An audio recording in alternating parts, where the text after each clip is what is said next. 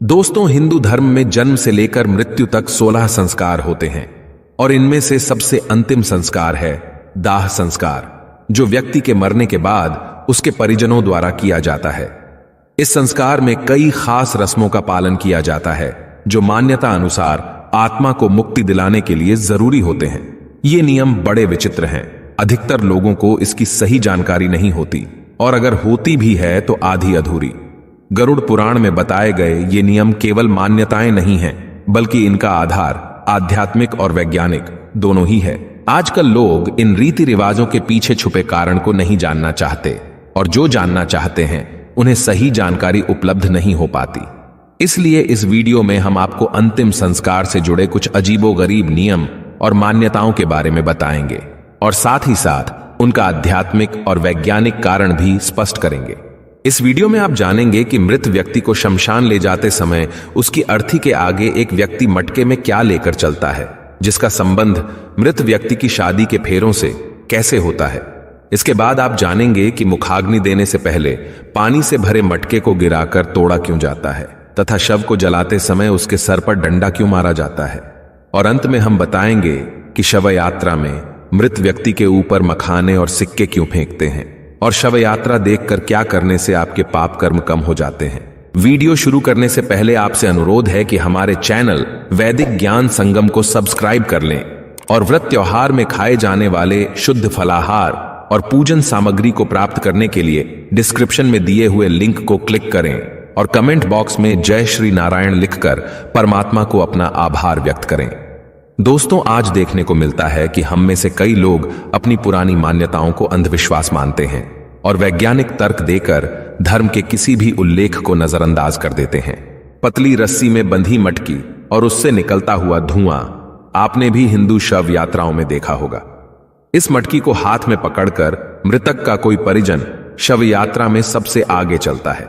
फिर शमशान घाट पहुंचकर इसी मटकी की अग्नि को घास पर रखकर सुलगाया जाता है और इसी से मृतक का दाह संस्कार किया जाता है, यानी कि घर से लाई गई इसी अग्नि से मृतक का शरीर जलाया जाता है। मृतक के घर से लाई गई अग्नि से ही अंतिम संस्कार करने के पीछे एक खास वजह है। दरअसल दूल्हा दुल्हन जिस अग्नि के फेरे लेकर वैवाहिक जीवन में प्रवेश करते हैं, उस अग्नि को मंत्रोच्चारण से घर में स्थापित कर दिया जाता है। अनजान व्यक्ति इसी अग्नि का उपयोग होम, यज्ञ, पूजन इत्यादि में पूरे जीवन करता है। यहां तक कि मरने के बाद भी इसी अग्नि से ही दाह संस्कार किया जाता है। पुराने समय की इसी प्रथा की मान्यता के रूप में आज भी घर से अग्नि जलाकर सुलगा हुआ एक कंडा या उपला मटकी में रखकर शमशान ले जाया जाता है और फिर इसी से मृतक का दाह संस्कार किया जाता है। आइए अब बात करते हैं कि मुखाग्नि देने से पहले पानी से भरे मटके को गिराकर तोड़ा क्यों जाता है। दोस्तों, अंतिम संस्कार के दौरान शव को चिता पर लिटाकर मृत व्यक्ति का लड़का या कोई अन्य परिजन पानी से भरा घड़ा अपने कंधे पर रखकर चिता के चारों तरफ परिक्रमा करता है। इस घड़े में एक छेद होता है जिससे पानी निरंतर गिरता रहता है। परिक्रमा करने के बाद यह घड़ा जमीन पर गिराकर तोड़ दिया जाता है, जिसके बाद ही शव को अग्नि दी जाती है। आइए जानते हैं ऐसा करने का धार्मिक और वैज्ञानिक कारण। दोस्तों, शास्त्रों के अनुसार हर चीज नश्वर है। सजीव से लेकर निर्जीव तक सभी एक निश्चित समय पर नष्ट हो जाते हैं। हिंदू धर्म के अनुसार जीवन एक छेद वाले घड़े की तरह है, जिसमें आयु रूपी पानी हर पल टपकता रहता है और ऐसे ही बूंद बूंद करके मटके से गिरते गिरते वह पानी कुछ ही समय में खत्म हो जाता है।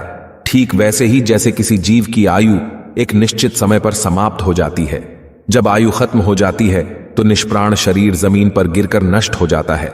इसी के प्रतीक स्वरूप घड़े को जमीन पर गिराकर तोड़ दिया जाता है। इस प्रथा से समाज को विरक्ति का संदेश मिलता है और मृत आत्मा का अपने संबंधियों से मोह टूटता है। दोस्तों, अगर आपको ऐसा लगता है कि इसके पीछे सिर्फ अंधविश्वास है, तो आपको बता दें कि ऐसा बिल्कुल भी नहीं है। दरअसल इसके पीछे एक ठोस वैज्ञानिक कारण है। पुराने समय में शमशान घाट नहीं हुआ करते थे। ऐसे में शव को खेतों में जलाया जाता था। मटके में पानी भरकर शव के चारों ओर घूमने के पीछे वैज्ञानिक कारण यह रहता था ताकि जब शव को जलाया जाए तो आग केवल उसी क्षेत्र में रहे, आगे ना फैले। इसी वजह से परिक्रमा के दौरान पानी गिराकर वहां की जमीन को गीला किया जाता था। दोस्तों, अंतिम संस्कार से जुड़ा एक नियम और भी विचित्र है। जिसके अंतर्गत जब मृत व्यक्ति का शव चिता पर जल रहा होता है तो उसके सर पर जोर से डंडा मारा जाता है। इस क्रिया को कपाल क्रिया कहा जाता है। कपाल क्रिया जितनी विचित्र है उतना ही महत्वपूर्ण भी है। आइए अब बताते हैं इसका आध्यात्मिक और वैज्ञानिक कारण। गरुड़ पुराण के अनुसार शव को जलाते समय यदि उसका कोई अंग शेष रह जाए तो इसको अशुभ माना जाता है। शास्त्रों के अनुसार दाह संस्कार की क्रिया से मृत व्यक्ति का अगला जीवन प्रभावित हो सकता है। इसलिए घी और कपूर के प्रयोग से शव को पूरी तरह जलाया जाता है। कई बार पूरा शरीर जल जाने पर भी सर नहीं जल पाता, इसलिए डंडे से प्रहार करके उसे फोड़ दिया जाता है जिससे वह पूरी तरह जल जाए। डंडे से प्रहार खोपड़ी के बीचों बीच किया जाता है जहां पर ब्रह्मरंध्र होता है। धार्मिक मान्यताओं के अनुसार जिस व्यक्ति का ब्रह्मरंध्र भेद दिया जाता है तो उसे स्वर्ग मिलता है। कभी कभी यह भी संभव है कि अंतिम संस्कार के समय यदि खोपड़ी पूरी तरह न जले तो तांत्रिक इसे अपने साथ ले जाकर तंत्र क्रियाओं में इसका उपयोग करते हैं। ऐसे में मृत व्यक्ति की आत्मा को बहुत कष्ट पहुंचता है और मृतक के परिवार पर भी संकट आता है। दोस्तों, अब आपको बताते हैं कि सर पर डंडा मारने के बारे में विज्ञान क्या कहता है। विज्ञान के अनुसार खोपड़ी की हड्डी इतनी मजबूत होती है कि उसे आग में पूरी तरह जलकर राख होने में बहुत समय लगता है। ऐसे में उसके अधजला रह जाने की काफी संभावना होती है। कभी कभी कोई जंगली जानवर उस बचे हुए हिस्से को अपने साथ ले जाता है। वे इसे कहीं भी फेंक देते हैं जिससे पर्यावरण प्रदूषित होता है। इसी कारण से शव को पूरी तरह जलाने के लिए सर पर डंडा मारकर फोड़ दिया जाता है। आइए अब जानते हैं शव यात्रा में मखाने और सिक्के क्यों फेंके जाते हैं। दोस्तों, मखाना फेंकने का कारण है समाज को शिक्षा देना कि ये अहंकार त्यागने का समय है। मृत व्यक्ति को सामने देखकर समाज ये सीखे।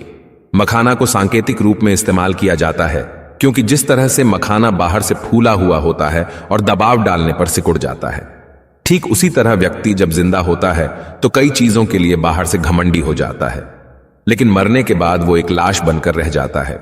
इससे यह बताने की कोशिश की जाती है कि जीवन में कभी घमंड न करें। सिक्का फेंककर यह संदेश दिया जाता है कि जो इंसान जिंदगी भर उसके पीछे भागता रहा है वह मरने के बाद अपने आसपास सैकड़ों सिक्के होते हुए भी उसे उठा नहीं सकता। हिंदू शास्त्रों के अनुसार मृत्यु के बाद व्यक्ति की आत्मा परमात्मा में लीन हो जाती है, इसलिए शवयात्रा देखना शुभ माना जाता है। शास्त्रों के अनुसार किसी की अंतिम विदाई देखने से व्यक्ति को पुण्य की प्राप्ति होती है। ऐसा माना जाता है कि शवयात्रा देखना सुखद एवं मंगलमय भविष्य का सूचक है। मान्यता यह भी है कि यदि काम पर जाते समय शव यात्रा दिख जाए तो अधूरे काम पूरे होने की संभावनाएं बनने लगती है, दुखों का नाश और सुखी जीवन का आगाज होता है। जो आत्मा शरीर से तुरंत निकली होती है वह अपने अर्थी के साथ चल रही होती है और जो उसे प्रणाम करता है उसे आशीर्वाद देती है, जिससे व्यक्ति के पुण्य बढ़ते हैं। शव यात्रा के महत्व को गरुड़ पुराण में इस तरह लिखा गया है कि यदि कोई व्यक्ति किसी मृत व्यक्ति को कंधा देता है तो उस व्यक्ति को एक यज्ञ के बराबर का पुण्य मिलता है। दोस्तों, यदि आप व्रत त्योहार में खाए जाने वाले शुद्ध फलाहार और पूजन सामग्री को प्राप्त करना चाहें तो डिस्क्रिप्शन में दिए हुए लिंक को क्लिक करें। अगर ये वीडियो आपको अच्छी लगी हो तो वीडियो को लाइक करें और अपने बंधु बांधवों को शेयर करें और ऐसे ही वीडियोस को देखने के लिए हमारे चैनल वैदिक ज्ञान संगम को सब्सक्राइब करें। सर्वे शुभम भवतु। आइए मिलते हैं अगली वीडियो में।